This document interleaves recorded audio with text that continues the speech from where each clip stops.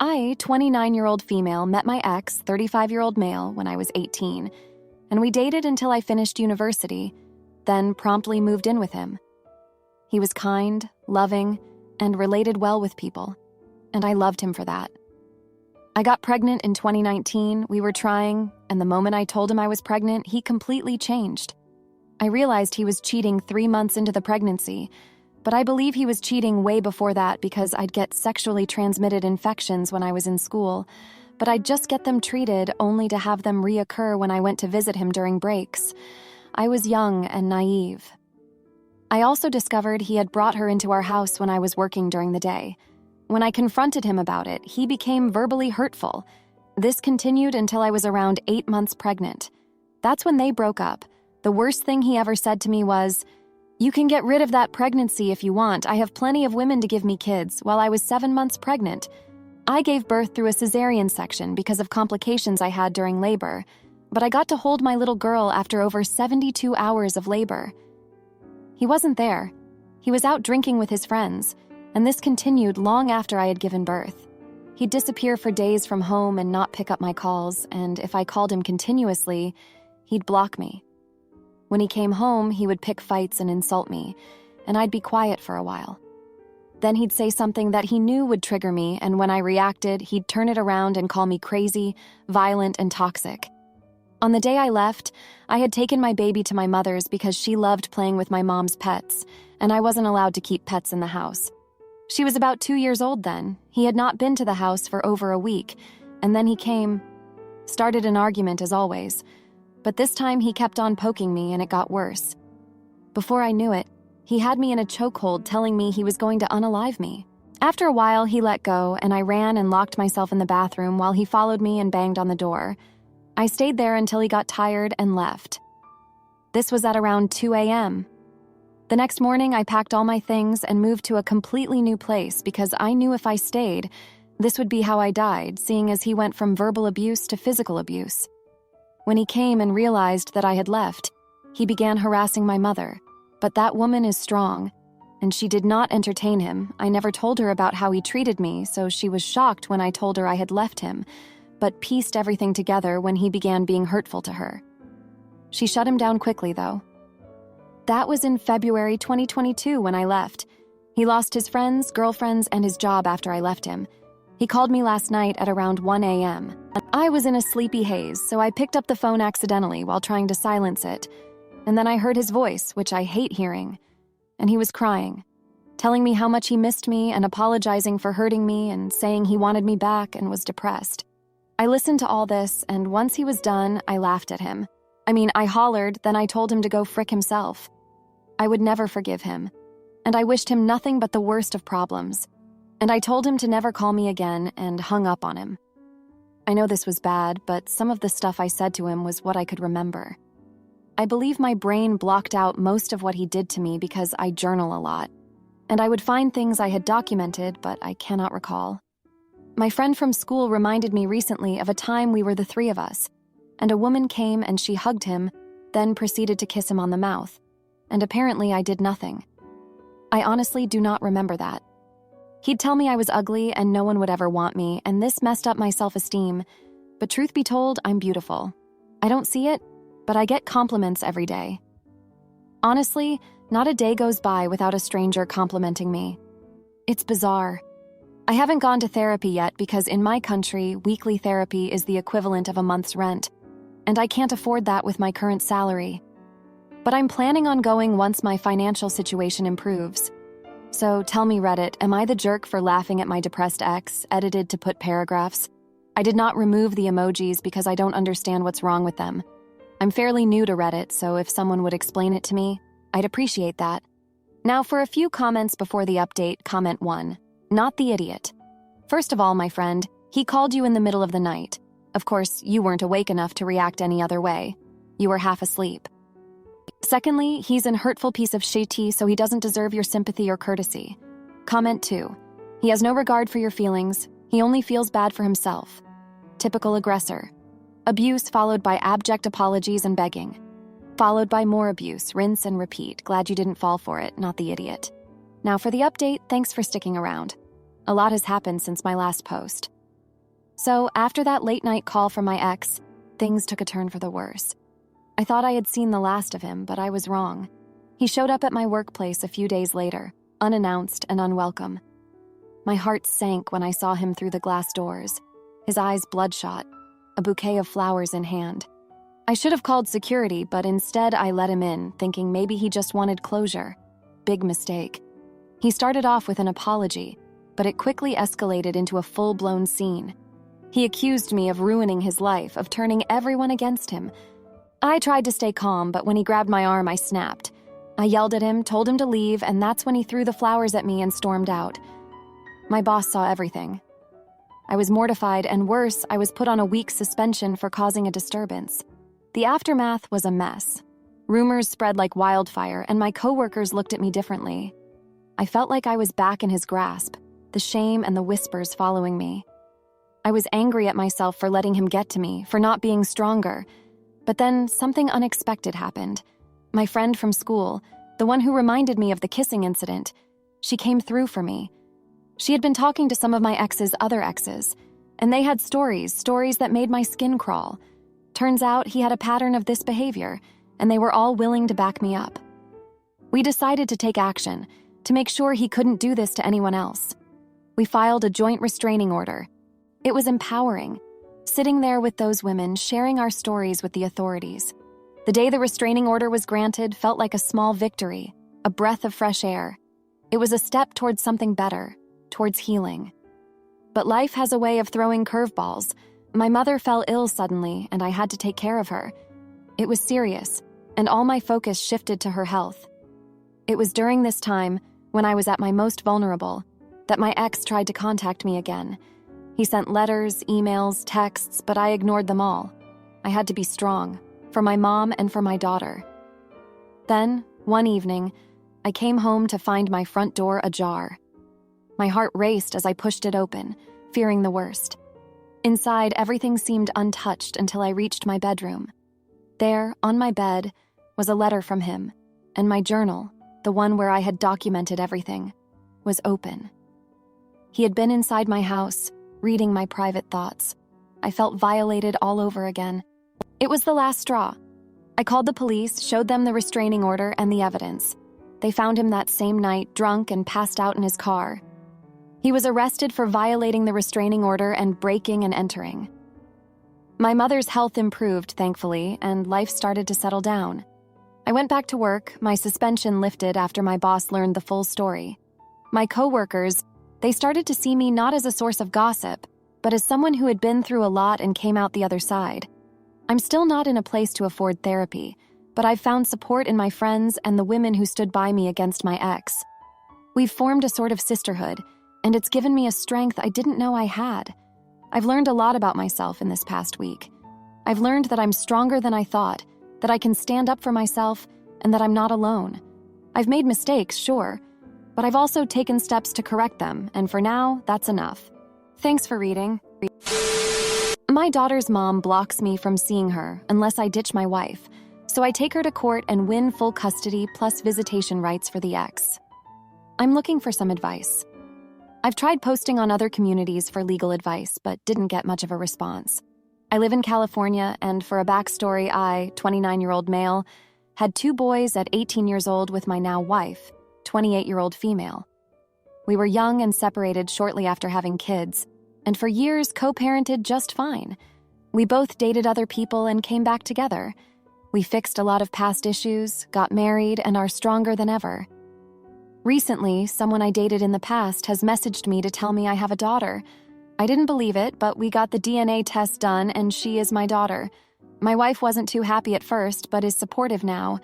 The only thing is my daughter's mother, Shelby, fake name, 30-year-old female, filed for child support, which I now pay and I don't mind. But Shelby won't let me see my daughter. I have tried to be in her life without going to court, but now I'm feeling like that might be the only option. Shelby says my daughter has separation anxiety, so she has to be there. And my wife and boys are not allowed to be in her life, so I have to go alone. My wife thinks that's odd, and doesn't feel comfortable with me going alone. I have tried to set something where everyone is comfortable, but Shelby continues to say no, and says it's too much for Shelby to handle. Not even too much for my daughter to handle. Just too much for Shelby. I want to be in my daughter's life, but I don't want to make my wife feel uncomfortable. I also don't want to confuse my daughter and go from family to family and have my daughter develop some kind of hatred towards my wife and boys, thinking I'm always leaving her family to be with my wife and boys. I want her to get used to being at my house with my family and for her to know she is a part of it. I have tried inviting them both to family outings, which are mostly on the weekend since I work a lot, being the only income in the home, so that's the only time I have off. But Shelby makes excuses on why they can't come every time. She accuses me of not being a good father to my daughter and argues I don't help with bath time and bedtime and am not there for Shelby herself and my daughter. I am trying to be, just not in a way that's going to make my wife and boys feel uncomfortable. I want to go to court, but Shelby assures me I will be in for a surprise if I do file, and I will traumatize our daughter by forcing her to come with me when she doesn't know me. I continue to tell her I'm not trying to traumatize her. I'm just trying to be in her life, and she is unwilling to compromise. She argues that when Shelby and I were dating, I jumped up every time to be there for my kids and ignored Shelby's wishes. So if I worry about my wife's feelings ahead of seeing my daughter, then I shouldn't be in her life because I'm not prioritizing my daughter's needs. She continues to say she's not stopping me from being in her life. But it's only me who can be in her life. I'm not sure what the right thing to do is. I've never gone to court for custody before. I'm not sure what to expect, or if I'm even in the right. I also don't know how much going to court will cost, and if it will all be for nothing. I don't want to traumatize my daughter, so am I the idiot if I take her to court? Now, for a few comments before the update. Comment 1. Based on this description, I get the feeling that Shelby wants OP to leave his wife and boys behind and start a life with her, and she's making it as hard as possible for him to do anything but that. It's not about anxiety or separation or anything like that. It's about Shelby wanting to have a perfect family. OP should 100% be filing in court, creating and working through a step-up plan with the goal of having his daughter as part of his everyday life. I wonder if Shelby has mental concerns/problems that need to be addressed. Comment 2. Not the idiot sounds like she is not thinking best for the daughter, but wants to control how you will be a part of her life. If you go by court, you could get better visitation rights that are legally yours. She is the only one traumatizing the child because she could be annoyed your son has a good father and mother, nuclear family, and now your daughter to complete the picture. Now, for the update, thanks for the support on my last post. Things have escalated since then. The other day, I got a call from Shelby's sister out of the blue. She told me Shelby had been in an accident and was in the hospital. My heart sank. Despite our differences, I didn't wish her harm. The sister said my daughter was asking for me. I rushed over, worried sick, not just for Shelby, but for the little girl who might lose her mom. At the hospital, Shelby was unconscious. Her sister handed me my daughter, who clung to me crying. It was the first time I held her since she was a baby. I felt a connection, an instant bond. I promised her everything would be okay, not knowing if I could keep that promise. Shelby woke up the next day. The relief was short-lived. She told me the accident was my fault, that the stress I caused made her distracted. I was floored. How could she blame me for this? But I swallowed my anger. My daughter needed stability, and arguing wouldn't help. Shelby's recovery was going to be long, and she needed help. I offered to take our daughter to stay with me for a while. Shelby agreed, but only if she came to stay as well. It was a tough pill to swallow. My wife was understandably upset, but she saw the desperation in my eyes.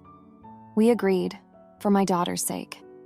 Having Shelby in our home was tense. She criticized everything from how we ate to how we parented. My wife bit her tongue for me. But then, Shelby did something unforgivable. She tried to kiss me one night, saying we could be a family again. I pushed her away, disgusted. I told her that would never happen, that my wife and boys were my family too. The next day, Shelby threatened to take my daughter away again, saying I had taken advantage of her vulnerability. I was at my wit's end. I felt like I was being torn apart, trying to keep everyone happy. I couldn't lose my daughter, but I couldn't lose my wife and boys either. I decided to take a leap of faith. I filed for custody, It was a risk that could either bring my daughter into my life for good or push her away forever. Shelby was furious. She promised to fight me with everything she had. The court date came. Shelby brought up the kiss, twisted the story to make me look like the bad guy. I felt the eyes of the court on me, judging me, but my wife stood up and told the court the truth. She said she believed in me, that I was a good father, and that my daughter deserved to be part of our family. The judge ruled in my favor. I was granted custody, with Shelby getting visitation rights once she recovered. It was a bittersweet victory. My daughter was coming home with me, but the battle had left scars on all of us. Shelby's accusations had made me appear weak, desperate even, but I forgave her, not for her sake, but for my daughter's. She needed to know that despite everything, her parents could put aside their differences for her. Now, we're trying to find a new normal.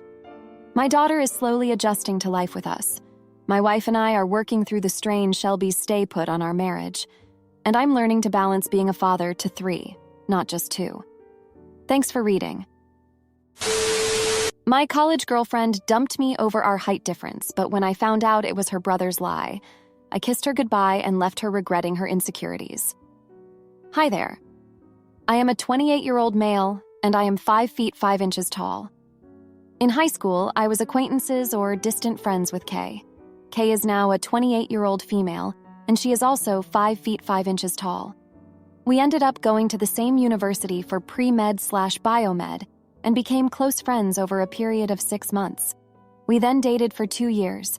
During that time, I also became close friends with John, who is Kay's older brother and is now 29 years old. Kay broke up with me over a phone call when I went away for 8 weeks over the summer semester to enhance my medical school curriculum vitae. I was completely taken by surprise and had no idea what was going on. Kay did not provide a reason for the breakup, other than feeling that we were not compatible. She did not have any issues with me personally, but she felt that we were growing apart and would be better off as friends. Our mutual circle of friends did not have any additional information or insight. Initially, I believed that she might have been cheating, or that there was some other reason for the breakup. Eventually, John informed me that it was because of my height. Kay's family is all tall, and some of her family and friends had commented on her photos, teasing her for looking taller than me when she wore heels or other types of footwear. This was the sole reason for our breakup. Needless to say, I was quite hurt by this revelation. When I returned to school, I avoided Kay for several weeks. However, our mutual friends and study group confronted me and had a small intervention. Tensions eased, and although I mostly avoided direct interaction with Kay, we would hang out in larger friend group settings. I pretended that our breakup was mutual and that I had no hard feelings. I distanced myself from her and focused on the stressful process of applying to medical school. 6 months later, I moved away for medical school and completely distanced myself from the entire group. A few years ago, I returned to our original city for residency training. I ended up reconnecting with my old high school university friend group, and I also hung out with Kay. I did not harbor bitterness towards her, but I also did not feel much else. We still had visible chemistry, as our sense of humor and taste were very similar. Some of our friends noticed this and subtly indicated that Kay might be interested in rekindling our relationship. Ultimately, this came to a head over Easter. We were at a BBQ at a friend's house, and I was relaxing in a hammock watching the sunset. Kay attempted to join me in the hammock, and I stood up and asked her what she was doing. She confessed that she regretted breaking up with me. She believed that things were moving too quickly, and she was afraid of commitment. We were each other's firsts for everything, and she had not had a chance to grow and experience things on her own. However, now she realized what she had missed out on, and knew that I felt the same way. I became somewhat angry because I felt that she was lying to me. I revealed what John had told me about her height insecurities. Kay admitted that it was true, and that comments from her cousins and friends had influenced her decision. I expressed my respect for her opening up to me, but explained that I did not feel the same way about her. She was devastated, but understood. She left the party early. Afterward, our friends continued to persuade me, saying that we would make a great couple and that it would be a shame to let past mistakes from our early 20s ruin everything. Update. Thank you everyone for providing a sounding board.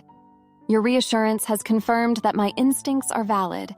Our mutual friends were pushing for me to give her another chance, but I will stick to my decision. Additionally, I do not have feelings for her anymore. Trying to rekindle the emotions I felt for her in the past would not work. The height comment really hurt me deeply, and I cannot conjure up strong, intimate feelings for her. I understand that it is foolish to let such a comment affect me, but I frequently deal with rude individuals making height-related comments. I am of average height in Malaysia, but since my parents moved to Australia, I am considered short here. I do not want to deal with such negativity from my own girlfriend as well. Now, for a few comments before the update. Comment 1. Not the idiot. You are 100% within your rights to not start up with an ex who was so insecure about what her family thought about your height. The fact that she regrets it now is on her to do some soul-searching. If you wanted to get back together, that's one thing. However, it sounds like you don't, so your mutual friends are in the wrong for trying to pressure you. Comment 2. Not the idiot, but this isn't you refusing to start a relationship because of height. It's you refusing to start a relationship with her because she cares more about other people's opinions of her partner than her own opinion of her partner, which is pathetic and an unattractive trait. Now, for the update. Thanks for the support last time. So, here's what's been going down. Just when I thought things couldn't get more complicated, they did. Remember how I said I was done with Kay? Well, life threw a curveball. John, Kay's brother and my good friend, got into a car accident. It was bad. I rushed to the hospital as soon as I heard. There, amidst the chaos, was Kay, looking as distraught as I'd ever seen her. In that moment, all our past issues seemed trivial. We were just two people scared for someone we loved. John was in the ICU for days. During that time, Kay and I were practically living at the hospital. We'd grab coffee together, share updates, and support each other. It was like we were back in university, relying on each other during finals week. But this was no exam. This was real life, and it was harsh. One evening, as we sat in the dimly lit hospital cafeteria, Kay broke down. She confessed that she'd been feeling guilty about how she'd treated me, about the breakup, about everything. She said she was ashamed of her shallowness and that the accident had put things into perspective for her. I didn't know what to say. I was still hurt, but seeing her like this, I couldn't hold on to my anger. Then, a few days later, John finally woke up. It was a huge relief. But with his awakening came another revelation. He told me he'd lied about the reason Kay broke up with me. He said he was jealous of our relationship and wanted to sabotage it. He thought if I believed Kay was shallow, I'd move on faster. I was floored. All this time, I'd been harboring resentment based on a lie. I confronted Kay about it. She was just as shocked as I was. She swore she never cared about our height difference. It was her fear of commitment that had ended things. I felt like a fool. I'd let a lie dictate my feelings for years. Our friends, who'd been rooting for us to get back together, were ecstatic when they heard the truth. They said it was fate, that everything happens for a reason. I wasn't so sure. I mean, could I just forget everything and start over with Kay? But then, one night, after another long day at the hospital, Kay and I ended up alone in the parking lot. She looked at me with those eyes that I once fell for, and I kissed her. It was impulsive, and I immediately regretted it. It wasn't fair to either of us to pretend like we could just pick up where we left off. The next day, I told her it was a mistake. That kiss didn't mean I wanted to get back together. It was just a moment of weakness. Kay was hurt, but she understood. She said she'd rather have me in her life as a friend than not at all. Since then, things have been awkward, but we're trying to move past it. John's recovery has been our focus, and it's helped bridge the gap between us.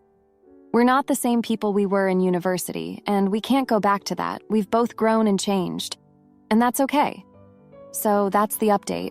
It's been pretty up and down, but I'm learning to take things one day at a time.